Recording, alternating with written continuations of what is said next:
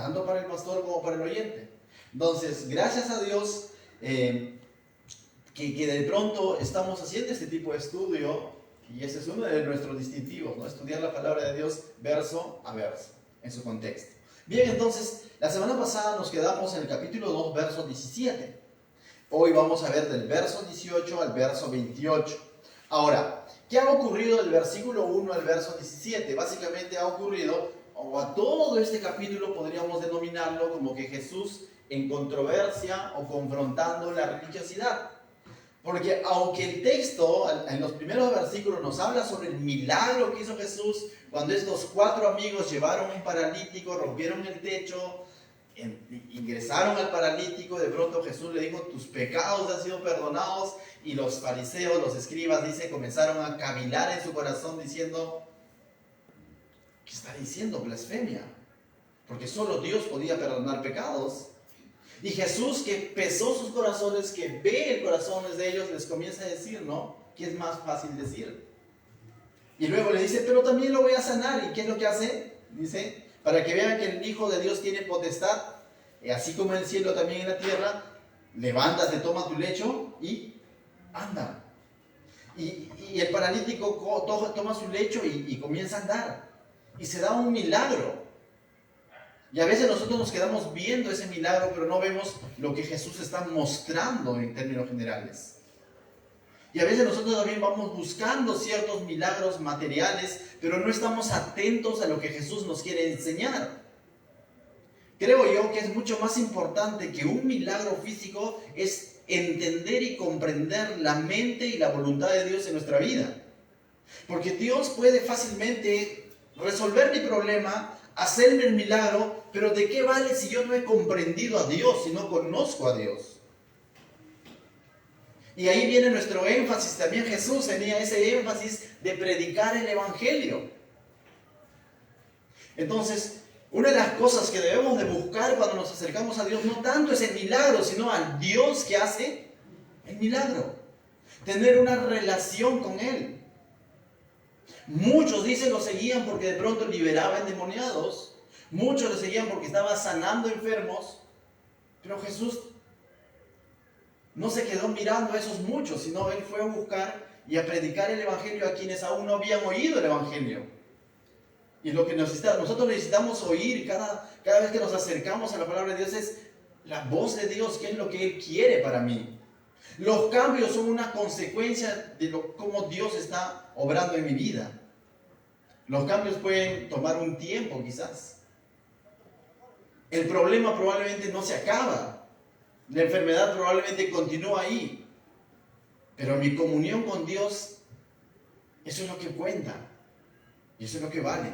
¿Amén? Entonces, pero los religiosos comenzaron a cuestionar a Jesús y luego vemos un evento donde Jesús va y llama a uno de los hombres más corruptos de la sociedad, o mal vistos por la sociedad. La Biblia, Marcos nos dice que era Leví, los otros evangelios nos dicen que es Mateo, es la misma persona. Y lo llama y le dice, sígueme. ¿Y qué hace Mateo?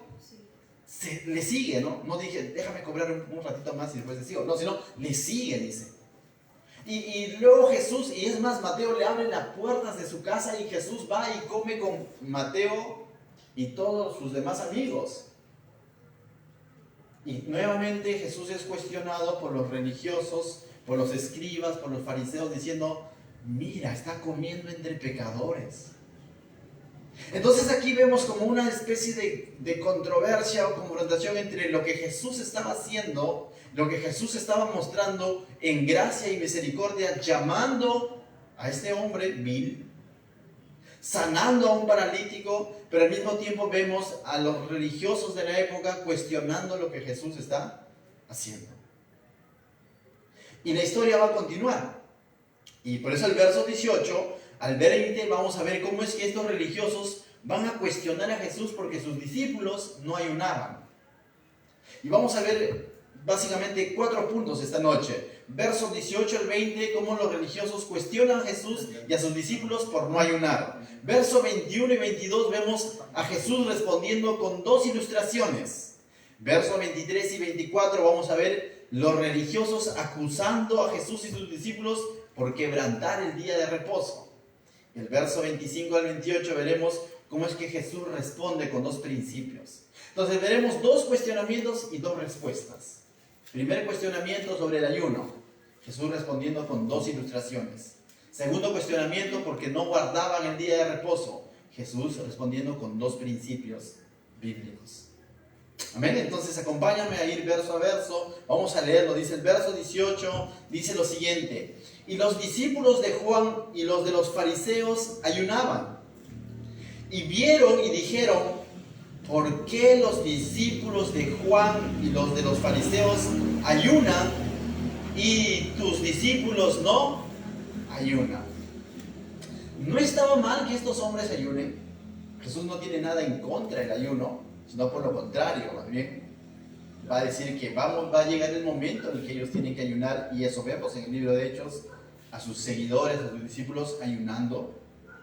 Pero en este momento él está siendo cuestionado porque sus discípulos no estaban ayunando, y está siendo cuestionado por otros que sí estaban ayunando. Ahora, con ese cuestionamiento o con esa comparación que estos otros están haciendo, están malogrando todo su ayuno, porque están haciendo algo que quizás era normal hacerlo como judío, tenía un propósito hacerlo como seguidor de Juan, pero el hecho de decir nosotros sí y ustedes no, ya hablaba de su corazón porque ellos lo estaban haciendo. Y dice: y los discípulos de Juan y los de los fariseos ayunaban. Los discípulos ayunaban. Primero tenemos que determinar en qué creían los discípulos de Juan. Y cuando dice discípulo de Juan, se está refiriendo a Juan el Bautista, el primo de Jesús o el que bautizó a Jesús. Recordemos que Juan cumplió su ministerio de anunciar, de anticipar la venida de Jesús. Él cumplió su ministerio en el sentido de decir: arrepentíos, que el reino de Dios se ha acercado. Hasta que vino Jesús y dijo que Él es. Y Juan mismo reconoció que Él es de quien Él hablaba. Y entonces una muestra de los seguidores de Juan, de que estaban creyendo en la predicación de Juan, era el bautismo. Él bautizaba. ¿Y qué es lo que predicaba? Arrepentíos, y dice que el reino de Dios se ha acercado. Y cuando decía él el reino de Dios se ha acercado, estaba citando el Antiguo Testamento, donde se prometía la venida del Mesías. En otras palabras, Juan estaba diciendo: arrepiéntanse, ya viene, ya está cerca el Mesías, el Salvador. Y Juan estaba predicando a los judíos. Y el judío que creía en la predicación de Juan, como muestra pública de que está arrepentido y está anhelando la venida y el conocer al Mesías, se bautizaba. Me arrepiento de mi religiosidad, me arrepiento de mi pecado. Juan, bautízame. Yo quiero creer como tú, de que Jesús está cerca y que va a venir el Mesías. ¿Me puedo entender? Esos eran los seguidores de Juan. Entonces, su bautismo significaba que ellos estaban arrepentidos y estaban anhelando conocer a Jesús. Pero los discípulos de Jesús ya estaban con Jesús, pues. ¿Cómo ellos podrían anhelar estar con Jesús si ya estaban con Jesús? ¿Me puedo entender? Entonces, los discípulos de Jesús más bien ya debería ser sinónimo de gozo, porque estaban con Jesús. Ahora, los judíos que no eran discípulos de Juan también ayunaban, pero ellos ayunaban como una especie de ejercicio religioso o espiritual, muchas veces para humillar su carne. Eso fue como que el inicio, por así decirlo, de ayunar, cuando de pronto tenían un dolor por alguna situación y se dolían delante de Dios, y como una especie de autocastigo, por así decirlo, ellos ayunaban, diciendo: Señor, te fallé, ¿no? Lo hice mal. Pero luego eso se distorsionó y comenzaron a ayunar para decir: mira, nosotros sí ayunamos, ustedes no ayunan. Como una muestra de superioridad religiosa. Y van a ayunar. Y Jesús en los otros evangelios los va a confrontar, va a decir: ustedes ayunan y hacen todo eso, y es más, si vas a ayunar, lávate la cara, pero no ayunes para la gente, como para que la gente diga: oh, mira, está ayunando, qué espiritual que es. El judío distorsionó su ayuno, comenzó a hacer el ayuno para que la gente lo vea, qué tan espirituales eran. Pero Jesús da a dar una respuesta magistral aquí en cuanto al ayuno. Ahora, pero antes de eso, Ahí mismo dice, porque los discípulos de Juan y los de los fariseos ayunan y tus discípulos no ayunan, le dice a Jesús. Ahora, debemos de entender qué es el ayuno, ¿no? O qué no es el ayuno. Lógicamente, lo más básico que conocemos sobre el ayuno muchas veces es de que se deja de comer. Pero no solamente es el ejercicio de dejar de comer, porque si solo dejo de comer y sigo haciendo con mi vida lo que me parece o lo que me plazca, eso es huelga de hambre. No, el ayuno no tiene que ver solamente con dejar de comer. Ya, el ayuno debe ser un ejercicio espiritual en el cual nos separamos de ciertas cosas del mundo, de ciertas cosas que alimentan nuestra carne y también nuestro cuerpo, como los alimentos, y disponemos ese tiempo para poder conocer más a Dios, para poder consagrar más nuestra vida con el Señor, para buscar más el rostro de Dios. Entonces no solamente es dejar de comer, sino es disponer mi tiempo, mi concentración, mis energías para negarle y decirle no a mi carne, de lo bueno, porque comer no es malo, pero para decirle, Señor, yo necesito aprender más, alimentarme más espiritualmente contigo. Por eso que el ayuno muchas veces va a estar unido con la oración y la lectura de la palabra. No es solamente dejar de comer, es todo un ejercicio de dejar de comer, pero también de búsqueda de la palabra de Dios y de oración. Ese sería un ayuno con el propósito de justamente no de torcer la mano de Dios, porque también se ha distorsionado hoy en día el ayunar. Voy a ayunar para que Dios me cumpla este deseo. Y eso vuelvo a repetir, sería como una huelga de hambre, decir, Señor, voy a ayunar para que tú me cumplas mi deseo. Y de pronto, si es que se cumple, le voy a dar méritos a mi ayuno. Es que yo ayuné, hermano, por eso me cumplió el Señor. ¿Será así? Cuando el ayuno debería ser, Señor, voy a ayunar para que tú me muestres cuál es tu deseo, para que tú me muestres esto que estoy queriendo, ¿está conforme a tu voluntad o no está conforme a tu voluntad? El ayuno debe ser para alinearnos a la manera de pensar de Dios y no para decirle a Dios que piense como nosotros queremos que piense o que decida como nosotros queremos que decida. El ayuno debe ser una búsqueda. Entonces el ayuno es el medio para consagrar nuestra vida, se quiere decir un ejercicio. Ahora, que no es una ordenanza.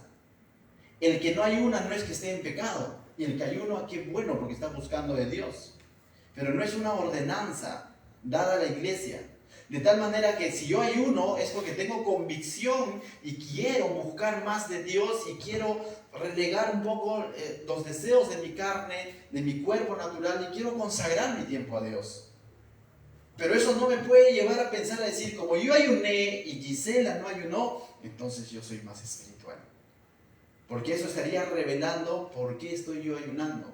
Estoy ayunando porque me quiero mostrar como más espiritual. ¿Me van a entender? Y básicamente en eso estaban cayendo estos discípulos. Estaban mal usando el ayuno. Y mal practicando el ayuno. Entonces, ellos estaban tomando el ayuno como algo religioso. No como su meta era ayunar para mostrar su religiosidad o su espiritualidad, cuando en realidad el ayuno es el medio por el cual nosotros buscamos y crecemos más en el Señor, pero no para mostrar que somos más que otros. Entonces miren lo que Jesús responde, verso 19 dice, Jesús dijo, ¿acaso pueden los que están de bodas ayunar mientras está con ellos el esposo? ¿Cuántos han ido a una boda? La mayoría creo, ¿no? Al menos a una hemos ido, ¿no? Al menos a una. Los que estamos casados, con mayor razón. A mi boda fui. No, o sea, mínimo, ¿no? ¿Y qué? ¿Tú alguna vez has visto una boda donde ayunan? No, o sea, la boda bien es celebración, es banquete, comida, bocaditos, todo eso, ¿no es cierto? O alguien se enoja porque, oye, de frente, qué malos, ¿cómo va a haber comida en esta boda? Así no es, pues. Nadie de pronto dice, no, así no es. Ahora, Jesús se está poniendo acá, está poniendo un ejemplo que más adelante Pablo también va a usar, donde se dice que Jesús es el esposo y la iglesia es la esposa. El mismo libro de Apocalipsis habla, ¿no?, de las bodas del Cordero, donde Jesús vendrá por su esposa, que es la iglesia, en sentido figurativo. Y ahora Jesús lo que está diciendo, ¿acaso pueden los que están de bodas ayunar mientras están con ellos el esposo? En otras palabras, Jesús le está diciendo, yo estoy con ellos. ¿Por qué ellos tendrían que ayunar para buscar más de mí si yo estoy con ellos? ¿Me voy a entender? ¿Por qué tendrían que ellos de privarse de ciertos alimentos tratando de buscar mi presencia, si ese era el propósito, o ese es el propósito, si es que ayunamos, buscar más de Dios, buscar afianzar nuestra comunión con Dios, relegando ciertas actividades, ciertas situaciones que de pronto consumen mi día a día, que no necesariamente son malos, pero decido de pronto decir, voy a ayunar de estas cosas, voy a ayunar porque quiero dedicarme un poco más de tiempo con Dios y quiero compenetrar más con Dios. Pero estos discípulos no tenían necesidad de eso porque estaban con Él. Estaban con el esposo, mejor dicho. Y Jesús dice, Jesús no está diciendo por lo tanto no van a ayunar, sino está diciendo no hay necesidad porque están conmigo. Y comienza a decir, entre tanto que tienen consigo el esposo, no pueden, dice, no pueden ayunar. Imaginemos, ¿no? Me voy de viaje, lejos. Sofía está triste ahí todos los días llamando, no quiere comer porque de pronto no. Si no le hago la videollamada, igual va a comer, pero bueno, ¿no? O sea, si no llegas, no como, no digo así, no. Estoy pensando en ti, imagínate, ¿no? Imagínate nada más, ¿ya? Entonces, de pronto llego y dice, vamos a ayunar. ¿Qué fue, no? Yo le diría, oye, pero estamos aquí, hay que celebrar. Jesús igual, ¿no? Está con sus discípulos y tiene que ayunar, no hay sentido, no hay razón. Entonces Jesús dice, entre tanto que tienen consigo al esposo, no pueden ayunar, pero vendrán días cuando el esposo les será quitado y entonces en aquellos días ayunarán. Y Jesús dice, va a llegar el momento en el que el esposo, es decir, Él no va a estar con sus discípulos, no lo van a tener físicamente, no lo van a tener face to face, ¿sí? No, cara a cara. Y de pronto llegaron esos momentos en el que la carne, los ajetreos del mundo, de las situaciones de la vida, del trabajo, los van a consumir y ellos van a necesitar de pronto abrirse un espacio para buscar más íntimamente a Dios. Y ahí es donde ellos ayunarán, orarán y leerán la palabra, porque todo va compenetrado, no solamente dejarán de comer. Y ciertamente que sucedió en el libro de Hechos, cuando vemos que los discípulos ayunaban, oraban y estaban solícitos de la palabra. Entonces vemos cómo es que Jesús responde de una manera magistral a estos hombres que de pronto no es que no sabían que era un ayuno, lo que ellos estaban haciendo era cuestionar, buscándolo el lado malo. Y eso es lo que una de las cosas que hace el legalismo o la religiosidad, y tengamos cuidado con eso, tanto cuando viene hacia nosotros como también nosotros en algún momento estar en esa posición legalista o religiosa. El legalismo, la religiosidad lo que hace es muchas veces cuestionar y levantar el dedo acusador. Es decir, no has ido a la iglesia, ¿no? ¿Por qué no hacía en la iglesia? Dice, pecadora, un poco más falta de día. Y esa es la religiosidad. Basa su relación, porque no tiene relación con Dios, sino basa su fe en cosas que hace, en no cómo está su comunión con Jesús. Nuestra espiritualidad tiene que estar basada en nuestra relación sincera con Jesús, no en una serie de normas que tengamos que cumplir. Como no vestiste de esa manera, entonces no eres tan santo. Eso sería un legalismo. Por lo general, otra manera como se muestra el legalismo o la religiosidad es cuando se comparan. Estos hombres estaban comparándose.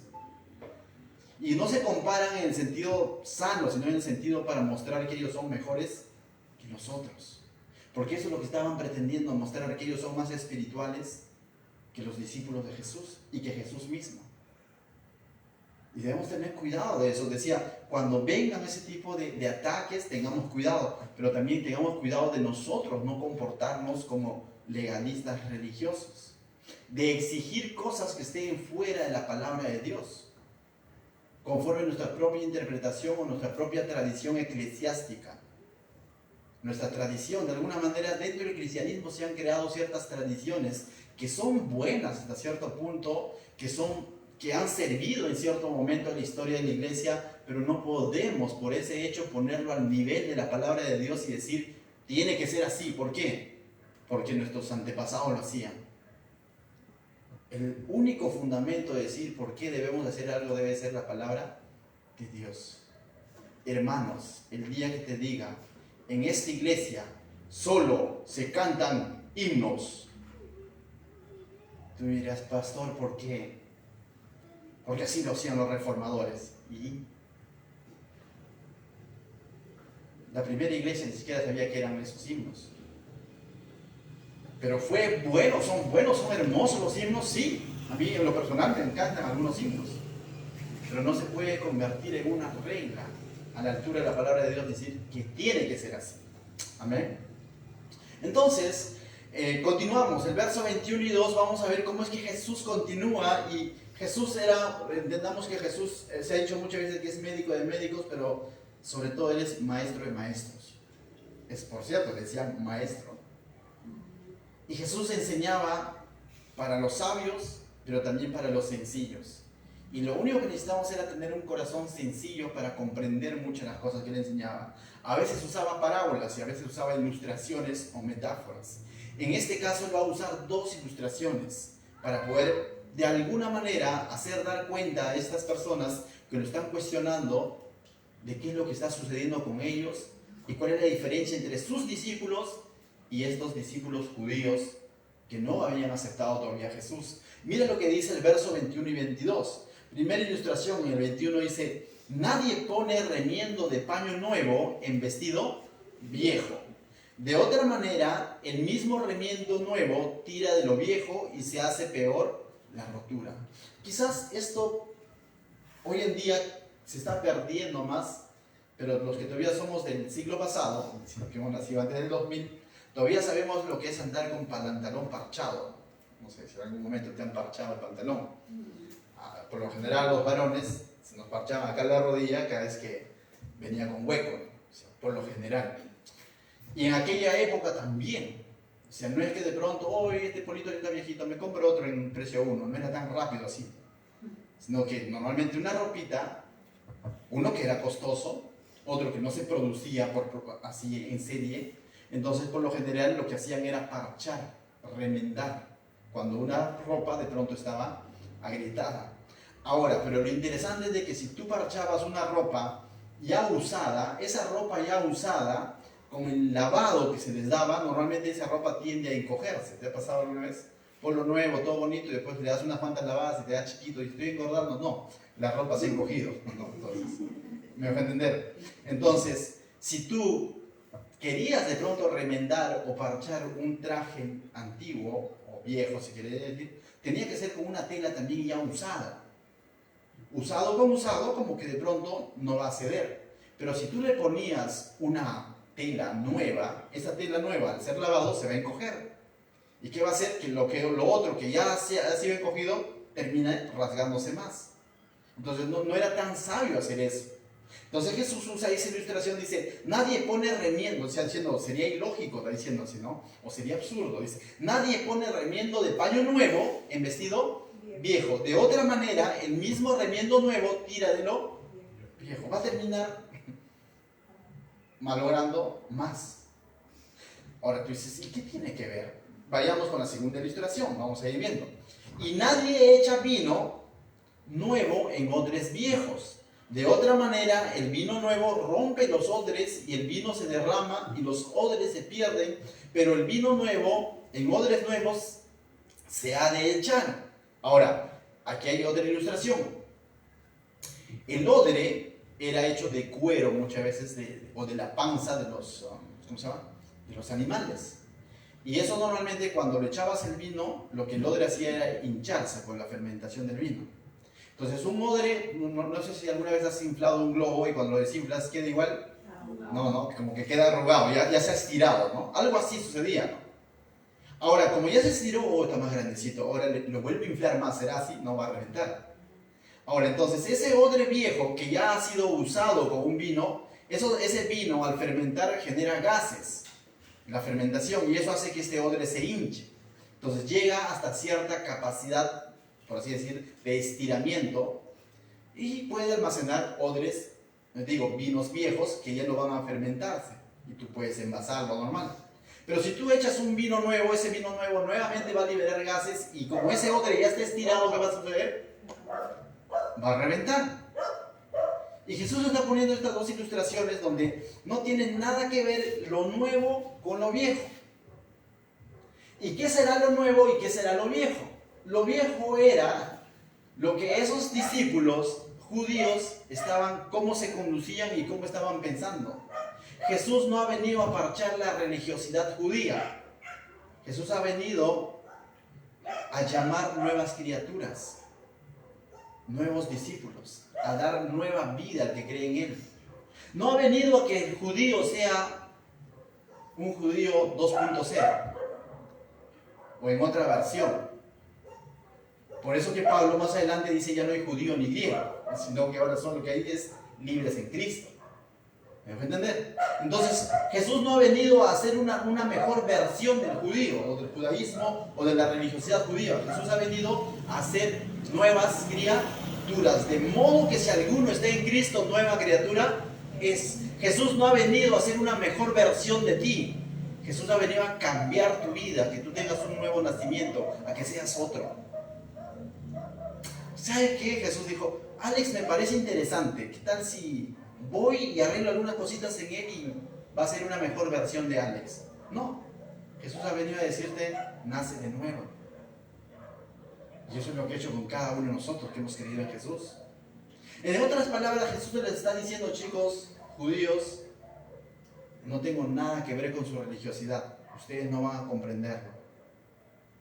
Él no ha venido a dejar su Santo Espíritu en corazones religiosos que no quieren cambiar o que no quieren reconocerlo o que no quieren nacer de nuevo. Su Santo Espíritu ha sido prometido para todo aquel que ha creído en Él y es una nueva criatura. Eso es lo que Jesús ha venido a hacer y eso es lo que Jesús estaba haciendo. No vino a ponerle un parche a la vieja religión. Jesús vino a tener una relación con las nuevas criaturas que iban a creer en Él. Si tú ya creíste en Él, eres una nueva criatura.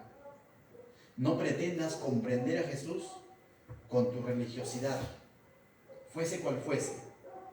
El pagano no puede comprender a Jesús si sigue pensando como pagano. El ateo no va a poder comprender a Jesús si sigue pensando como ateo. El religioso no va a poder comprender a Jesús si sigue pensando como religioso. Necesita nacer de nuevo. ¿Quieres comprender la voluntad de Dios en tu vida? Necesitas nacer de nuevo. Necesitas entregarte por completo y decirle, Señor, yo quiero aceptarte como mi Señor y Salvador, no solo como un milagrero. ¿Amén? Entonces vemos cómo es que Jesús de pronto desbarata esta religiosidad de estos hombres, ¿no? Entonces, continúa la historia y mira lo que nos dice el verso 23 y 24. Nuevamente por estos mismos tercos, ¿no? Nuevamente va a ser cuestionado. Mira, dice, aconteció que al pasar él por los sembrados de un día de reposo, es decir, un día sábado, sus discípulos andando comenzaron a arrancar espigas, ¿no? Jesús y sus discípulos están andando y comienzan a arrancar espigas. Dice, entonces los fariseos dijeron, mira, ¿por qué hacen en el día de reposo lo que no es lícito? Vuelvo a repetir, estos que están cuestionando a Jesús y sus discípulos no son ignorantes. Ellos conocen la palabra de Dios escrita hasta aquel entonces. Ellos conocían cada uno de los 213 preceptos que están en Levítico, Deuteronomio, lo conocían, porque acá lo están citando. Pero al mismo tiempo ese conocimiento los ha enceguecido de tal manera que no se dan cuenta que frente a ellos está el Mesías de quien hablaba el Antiguo Testamento, el Mesías prometido. Y están cuestionando a Jesús y a sus discípulos de comer las espigas, cuando tienen frente a Él al Creador, al que les ha dado esas espigas. Pero simplemente lo están encajonando en su religiosidad y en su legalismo. Y comienzan a decir, ya imagino también, ¿no? Porque cuando Jesús llamó a sus discípulos, dice gente del pueblo, ¿no? El cobrador de impuestos, el pescador, ya imagino cómo estaban arranchando las espigas, ¿no? Tenían hambre y pan. Alguna vez ha sido con niñitos así, ¿no? Que un niñito no tiene modales, por así decirlo, ¿no? Arrancha nada, ¿no? Algo así era, ¿no? Hoy estamos con el maestro. Ellos sí han creído en Jesús. Ellos saben que es el Hijo de Dios.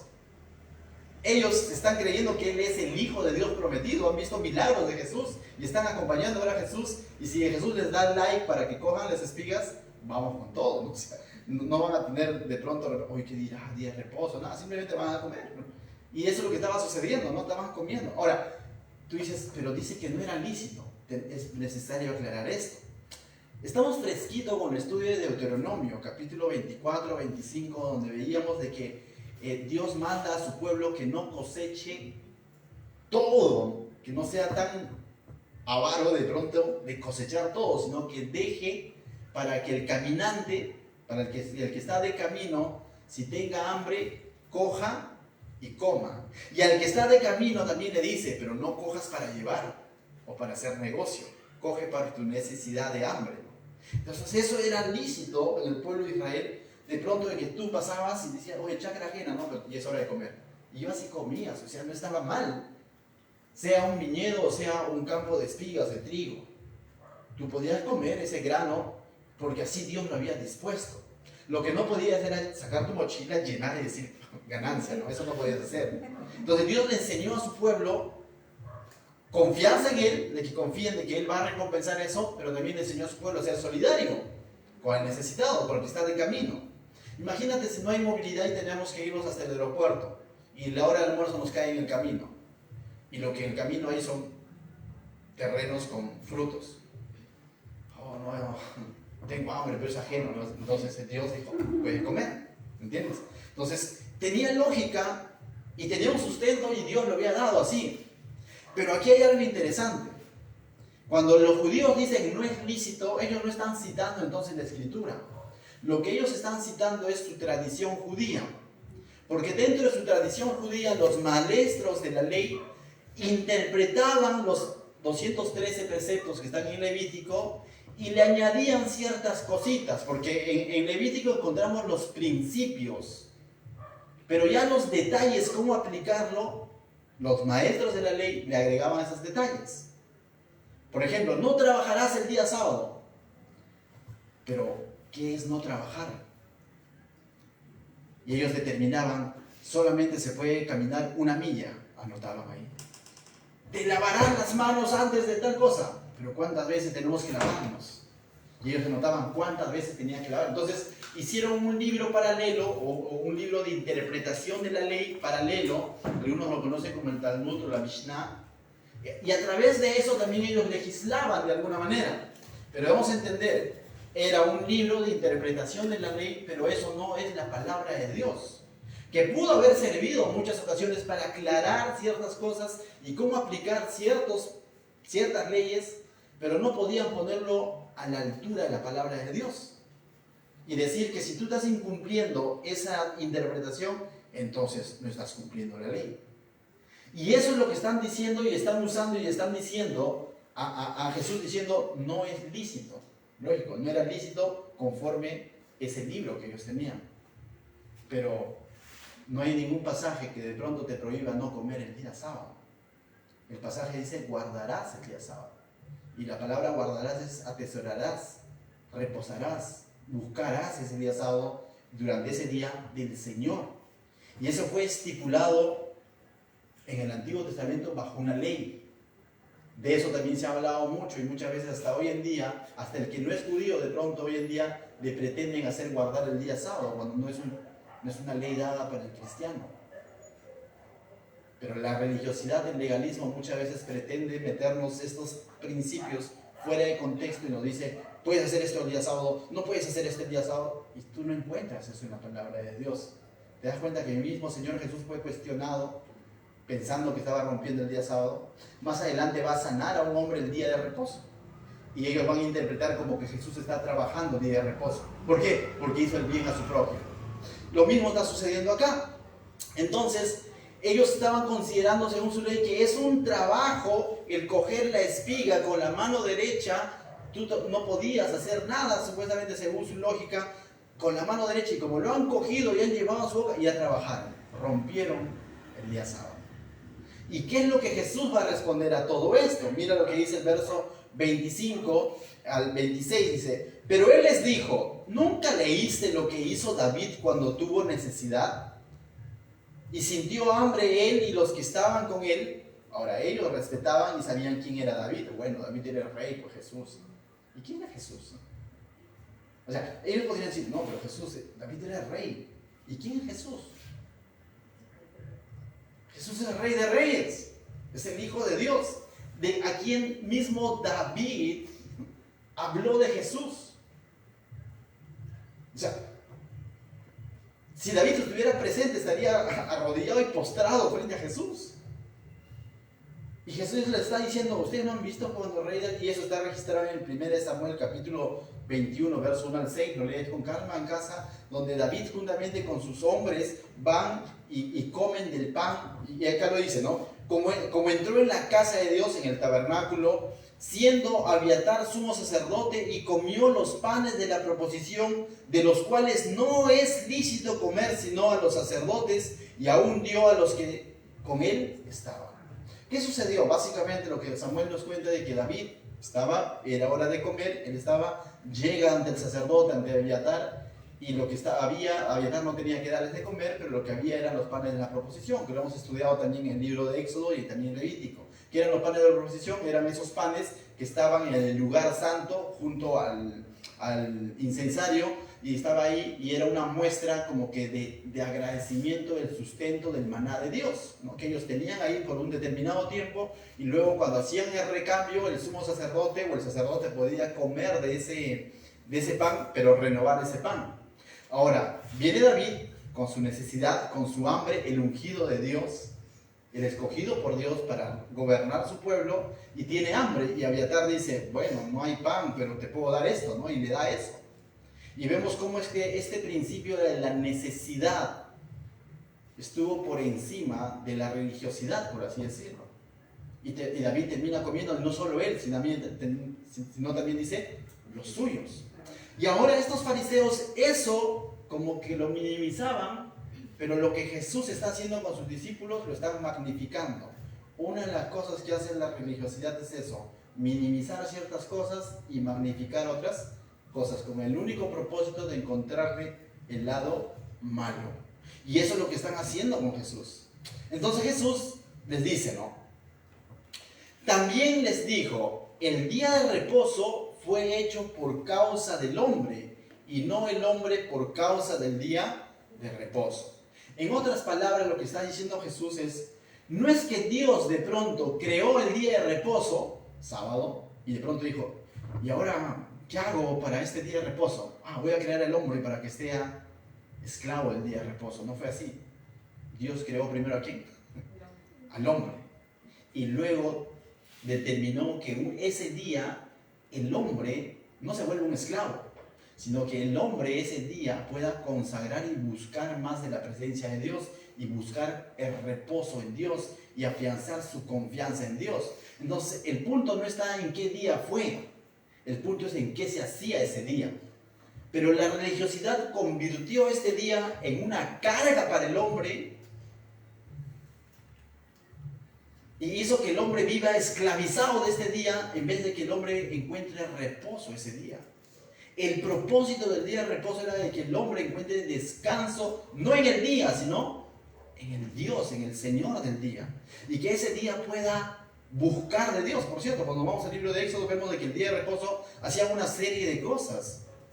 Oración, consagraban su vida al Señor, ciertos sacrificios. O sea, no era simplemente hoy día no trabajo y no era eso nada más. Pero la religiosidad lo que hacía era qué no debes de hacer, qué no debes de hacer, qué no debes de hacer, y no qué es lo que debes de hacer. Y al ver qué no debe de hacer, perdió el enfoque, el propósito del día de reposo. Tanto así que el día se convirtió en su Señor, en su amo, y se olvidaron que ese día era para exaltar al verdadero Señor. Y ese día debía ser de beneficio para el hombre, de beneficio espiritual, de crecimiento espiritual, y no ser un yugo que los someta cada vez más. Pero la religiosidad convirtió el día de reposo en eso. Y Jesús les dice, está mal. También les dijo, el día de reposo no fue hecho por causa del hombre, sino el hombre por causa del día de reposo. y no el hombre por causa del día de reposo. Entonces, ahora, y para rematar, como dice todo esto, Jesús dice, ¿no? Por tanto, el Hijo del Hombre es Señor aún el día de reposo. Y cuando Jesús hace esta referencia a este título al decir, por tanto, el Hijo del Hombre es el Señor del día de reposo, lo que le está diciendo, el día no es el Señor, el día no es nuestro amo, no nos debemos a un día.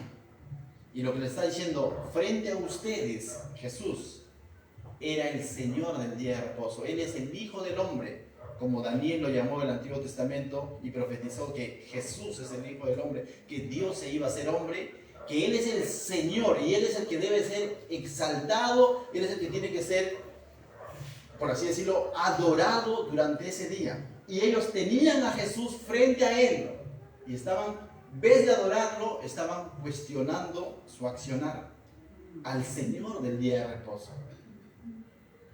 La religiosidad muchas veces va a causar eso. Nos va a llevar a cumplir con una serie de normas, de tal manera que esas normas nos van a desviar de una verdadera adoración a Dios, de una verdadera comunión, de una verdadera relación con Dios.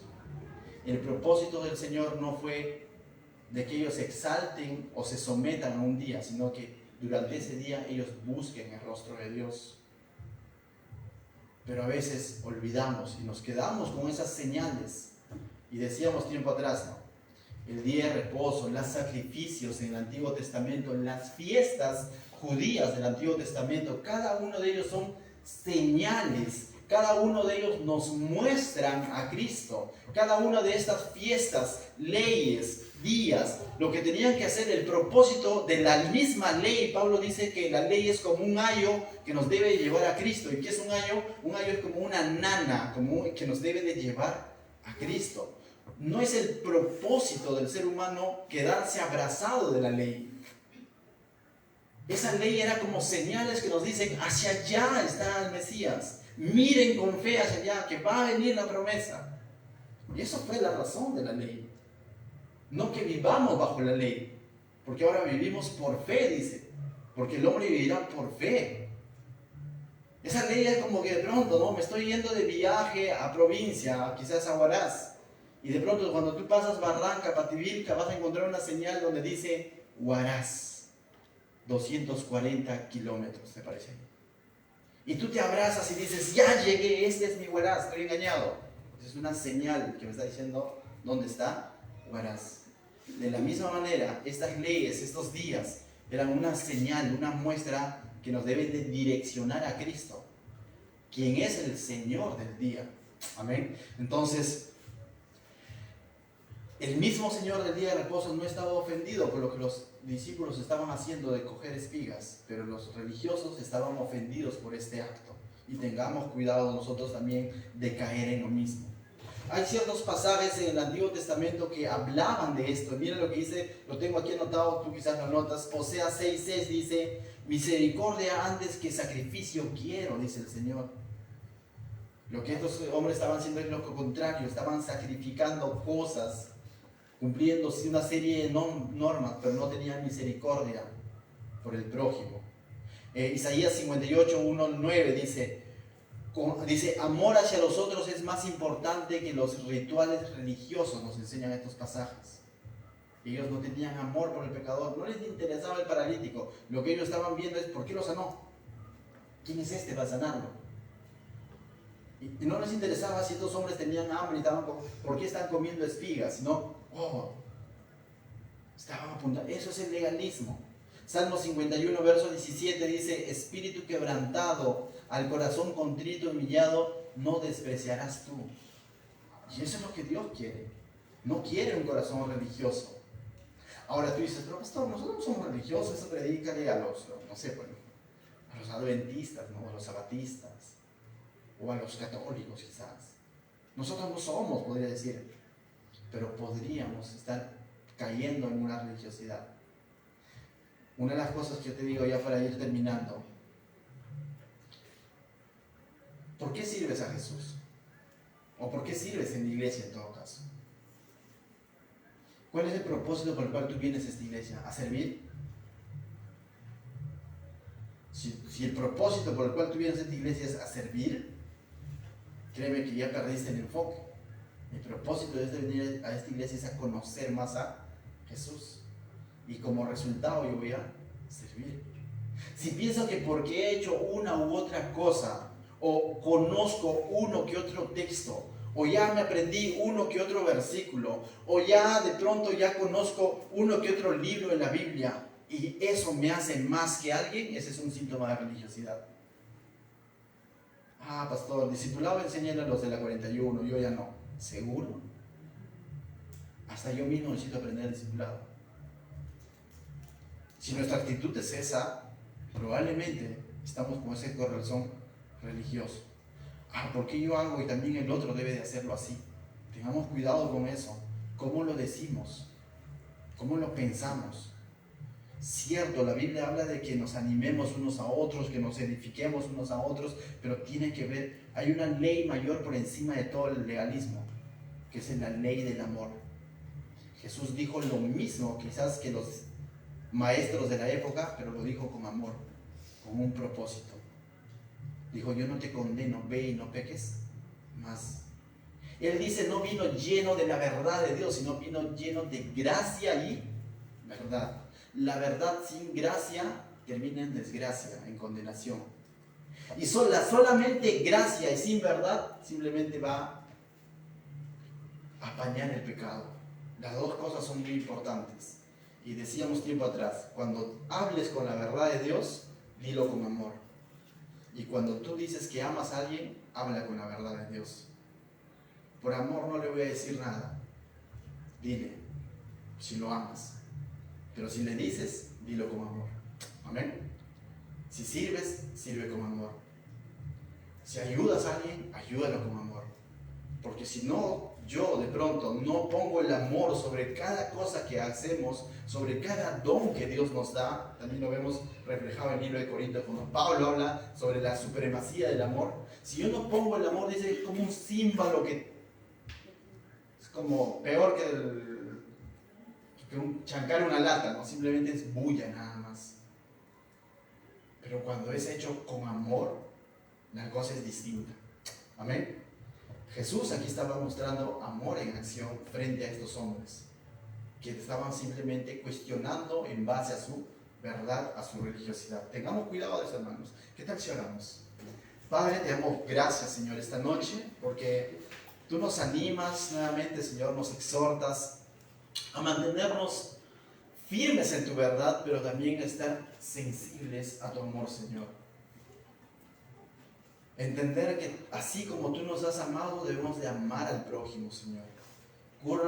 Cuídanos, Señor, y protégenos de todo tipo de religiosidad que pueda querer meterse a nuestra vida, Señor, y de pronto infle nuestro corazón y nos haga ver como que somos más que otros, Señor. ¿Cuánto necesitamos de ti, Señor? Gracias porque a través de este texto, Señor, tú nos confrontas, pero al mismo tiempo nos haces ver, Señor, de qué debemos de cuidar nuestro corazón, Señor. Tengamos un día o años en el cristianismo, todos somos iguales, Señor, en dignidad.